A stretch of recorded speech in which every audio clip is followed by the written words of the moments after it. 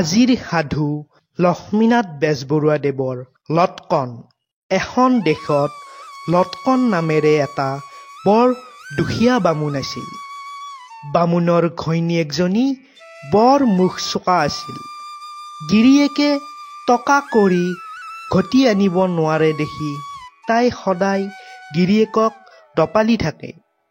ঘৈণীয়েকৰ দপালনি খাই খাই এদিন বামুণৰ মনত বৰকৈ বেজাৰ লাগিল। সি ভাবিলে, মই ঘৰৰ পৰা ওলাই যাওঁ। ৰূপবান এগাল ঘটি আনিব নোৱাৰিলে আৰু মই ঘৰলৈ উভতি নাহোঁ। ইয়াকে ভাবি বামুণ পুৱাই ঘৰৰ পৰা গুচি গ'ল। বামুণ যাওঁতে যাওঁতে বেলি দুপৰ হ'ল। তেতিয়ালৈকে তাৰ পেটত সুতকণ এটিও পৰা নাই। ভোকে পিয়াহে বামুণক জৰ্জৰিত কৰিলে। এতে আলিৰ কাষতে বামুণে এখন মিঠৈৰ দোকান দেখি ওচৰ চাপি গ'ল। দুপৰীয়া মিঠৈৰ দোকানৰ গৰাকীটোৱে খাই বৈ উঠি তাৰ ৮ বছৰীয়া পুতেকক দোকান ৰখীয়া পাতি সিটো কোঠালিত অলপ শুই আছিল। বামুণ দোকানৰ ওচৰত থিয় হ'ল আৰু ল'ৰাটোৱে সুধিলে, তোমাক কি লাগে আৰু তোমাৰ নাম কি? ল'ৰাটোৰ প্ৰশ্ন শুনি বামুণে উত্তৰ দিলে, মই মিঠৈ খাবলৈ আহিছোঁ। মোৰ নাম মাখি। এই বুলি বামুণে টপকৰে মিঠৈ মুখত সুমাবলৈ ধৰিলে। বামুণৰ এই কাম দেখি ল'ৰাটোৱে বাপেকক মাতি ক'লে, দেউতা দেউতা, মাখীয়ে মিঠাই খাইছে। বাপেকৰ চিলমিলকৈ টোপনি আহিছিল।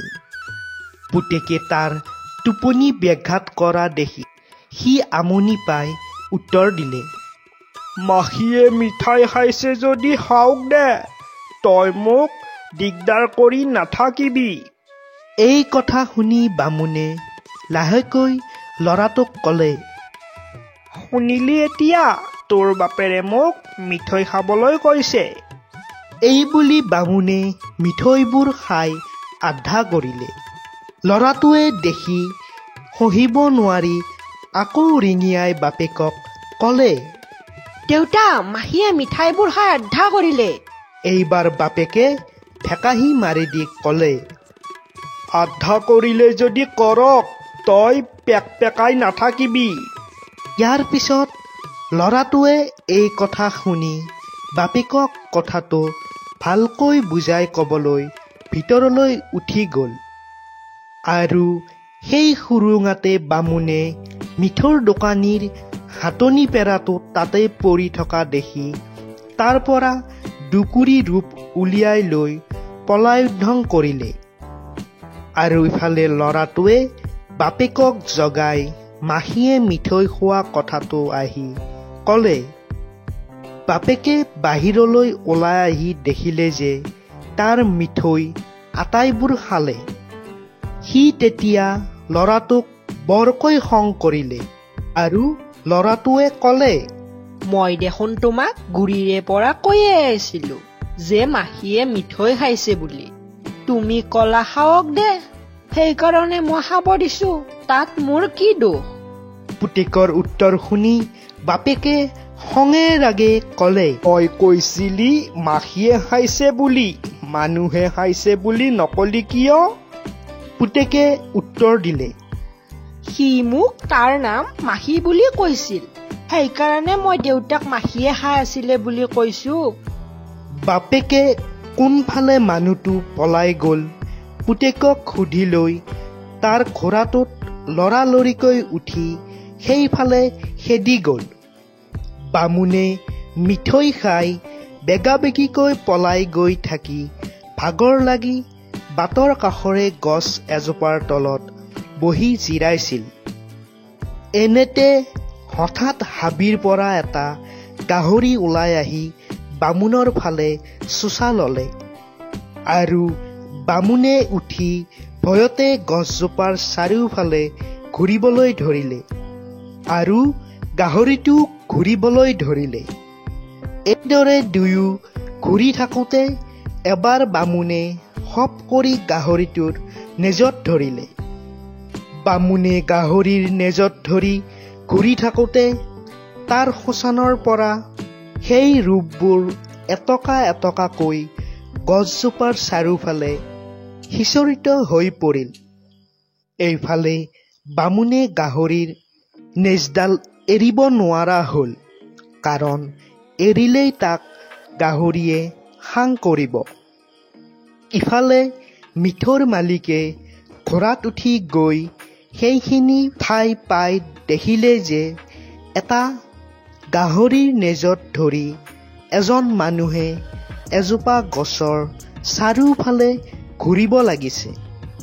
সি সেইখিনিতে তাৰ ঘোঁৰাটো ৰখাই ঘোঁৰাটোৰ পিঠিৰ পৰা নামি বামুণক সুধিলে, ককাই, অ ককাই, তুমি গাহৰিটোৰ নেজত ধৰি তাক এইদৰে ঘূৰাই আছা কিয়? দোকানীজনীৰ কথা শুনি বামুণে উত্তৰ দিলে, তোমাৰ কথাৰ উত্তৰ দিবৰ মোৰ আজৰি নাই। তুমি জানো দেখা নাই সেই টকাবোৰ?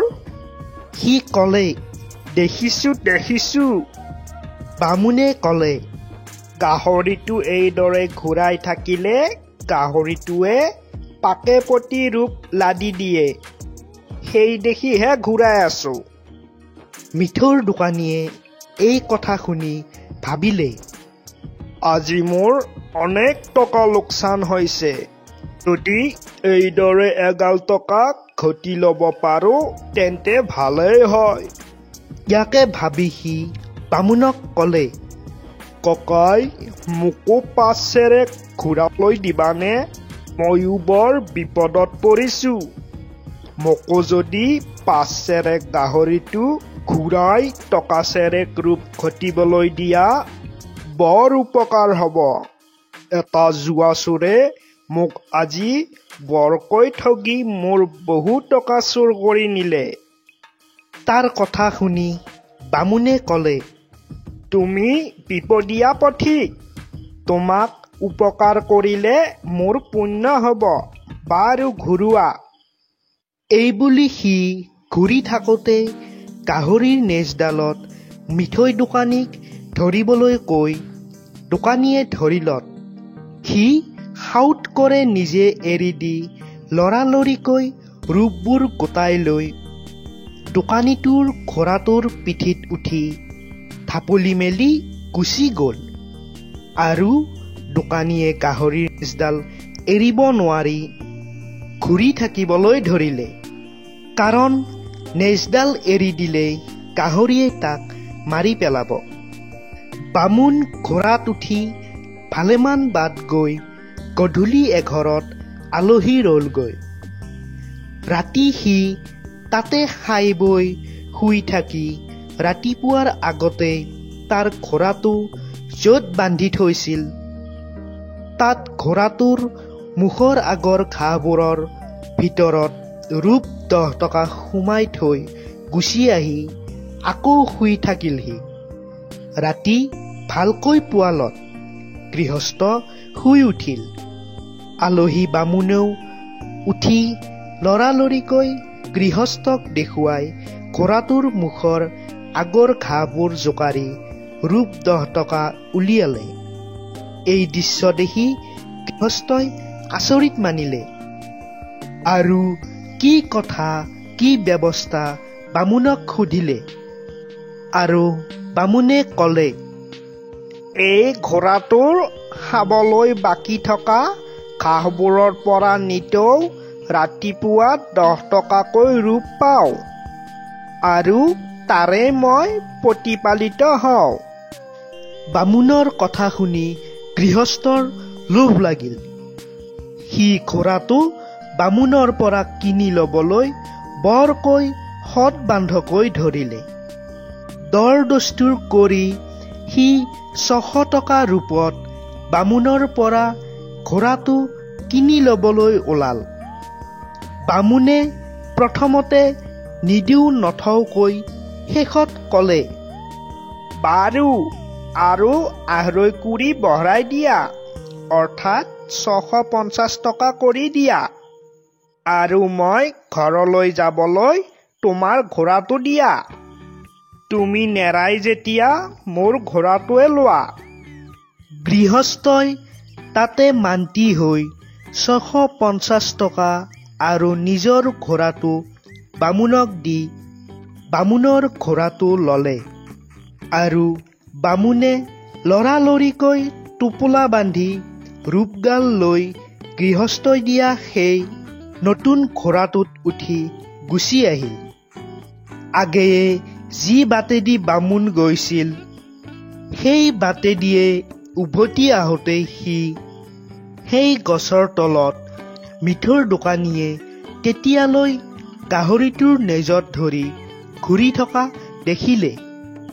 বামুণক দেখি মিঠৈৰ দোকানীয়ে মাত লগালে, মোক ভাল ঠগি গলা, ৰূপো নাই অথচ গাহৰিটোৰ নেজত ধৰি ঘূৰি ঘূৰি লেবেজান হলো। মিঠৈৰ দোকানীৰ কথা শুনি বামুণে উত্তৰ দিলে, ককাই, মই তোমাক ঠগোৱা নাই। তুমি মোৰ কথা শুনি যদি লেখি লেখি 100 পাক গাহৰিটো ঘূৰোৱা তেন্তে দেখিবা নিশ্চয় 100 টকা ৰূপ পাবা। বামুণে দেখিছিল যে গাহৰিটো ঘূৰি ঘূৰি লাহে লাহে দুৰ্বল হৈ আহিছে আৰু 100 পাক ঘূৰিলেই সি পৰি মৰিব। সেই দেখি সি সেই কথা কৈছিল। বামুণে এইদৰে মিঠৈৰ দোকানীক কৈ ঘোঁৰা চেকুৰাই গুচি গ'ল। দোকানীয়ে অলপ উশাহ পাই ঘূৰাই থাকোঁতে অলপ পৰৰ পিছত গাহৰিটো পৰি মৰি থাকিল। তাৰ পিছত দোকানীয়ে ৰক্ষা পৰিলোঁ বুলি ভাবি তাৰ পৰা ঘৰলৈ গুচি আহিল আৰু এইপিনে বামুণে ঘৰ পাই বামুণীৰ হাতত টকাবোৰ পেলাই দি ক'লে, তুমি মোক কোৱা নহয় মই একো ঘটিব নোৱাৰো বুলি, এইবোৰ লোৱা। ৰূপবোৰ দেখি বামুণীৰ মহা আনন্দ লাগিল আৰু ইয়াৰ পিছত বামুণী দুয়ো সুখেৰে জীৱন কটাবলৈ ধৰিলে। আজিৰ এই বিশেষ মুহূৰ্তটোত আমি স্মৰণ কৰিছোঁ অসম তথা ভাৰতবৰ্ষৰ অমূল্য ৰত্ন আমাৰ সুৰ সম্ৰাট মৰমৰ জুবিন দা। 1972 চনৰ 18 নৱেম্বৰত জন্ম লোৱা জুবিন দা কেৱল এজন গায়ক নহয়, তেওঁ আছিল এজন সংগীতজ্ঞ, অভিনেতা, গীতকাৰ আৰু প্ৰযোজক। জুবিন দাৰ কণ্ঠৰে প্ৰতিটো গান জীৱিত হৈ উঠিছিল, প্ৰতিটো শব্দ হৃদয়ত স্পৰ্শ কৰিছিল। জুবিন দাই হাজাৰ হাজাৰ গানেৰে জনতাক উল্লসিত কৰিছে। অসমীয়া, হিন্দী, বেংগলী, তামিলসহ বহু ভাষাত তেওঁ নিজৰ সুৰেৰে এক নতুন ইতিহাস ৰচনা কৰিছে। তেওঁ কেৱল গায়ক নহয়, এটা আন্দোলন। অসমীয়া সংগীতক বিশ্বমঞ্চত লৈ গ'ল আমাৰ জুবিন দাই। কিন্তু আজি তেওঁ আমাৰ মাজত শাৰীৰিকভাৱে নাথাকিলেও তেওঁৰ সুৰ, তেওঁৰ গান, তেওঁৰ কথা এইবোৰেই আমাৰ জীৱনৰ প্ৰতিটো মুহূৰ্তত থাকিব। জুবিন দা, আপোনাৰ সুৰ আৰু আদৰ্শ সদায় আমাৰ হৃদয়ত জীয়াই থাকিব। আপুনি যোৱা নাই, আপুনি আমাৰ গানত, আমাৰ মৰমত, আমাৰ প্ৰতিটো উশাহত চিৰজীৱী। জয় জুবিন দা।